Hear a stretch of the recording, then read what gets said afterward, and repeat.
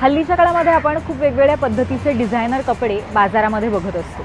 मग हे designer wear एक्सक्लुझिव्हही असतं, बऱ्याच वेळेला वेगवेगळ्या पद्धतीच्या ब्रँड्सही असतं। पण अशा पद्धतीचं एखादं डिझायनर प्रॉडक्ट डेव्हलप करताना त्यामागे एक वेगळी प्रक्रिया असते। नक्की कशा पद्धतीने ही सगळी प्रक्रिया घडते आणि त्याचा तुम्हा आम्हाला कशा पद्धतीने उपयोग होऊ शकतो याबद्दल आपल्याला मृण्मयी माहिती देते।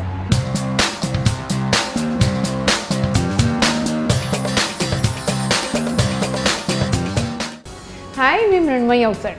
प्रोडक्ट डेव्हलपमेंट हे फॅशन डिझायनिंगचा सगळ्यात महत्त्वाचा हा भाग आहे। प्रोडक्ट डेव्हलपमेंट करण्याच्या आधी बऱ्याच गोष्टींचा विचार करावा लागतो। कुठल्या सीझनसाठी आहे, कुठल्या मार्केटसाठी आहे, कुठल्या एज ग्रुपसाठी आहे, कुठल्या किमतीची रेंज आहे, असे बरेच आपल्याला फॅक्टर्स विचारात घेऊन प्रोडक्ट डेव्हलपमेंटची सुरुवात होते। त्याच बरोबरीने ट्रेंड्स काय आहेत, फॅशनचं फोरकास्टमध्ये काय होतं, कुठले रंग आता फॅशनमध्ये येणार आहेत, ट्रेंडमध्ये येणार आहेत, अशा बऱ्याच गोष्टींचा विचारही करावा लागतो। या सगळ्यांची जुळवाजुळव करून एखादी थीम किंवा एखादा एक कॉन्सेप्ट हा याचा मेन एक बेस घेऊन डिझायनिंगला सुरुवात होते।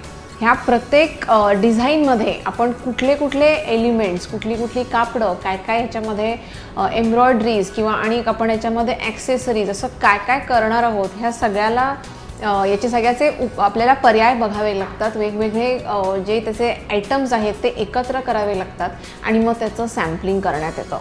सॅम्पलिंग केल्यानंतरही त्याच्यामधल्या बऱ्याचशा गोष्टी किमतीत बसत नसतील किंवा एखाद्या लूकमध्ये बसत नसतील तर त्या परत कराव्या लागतात।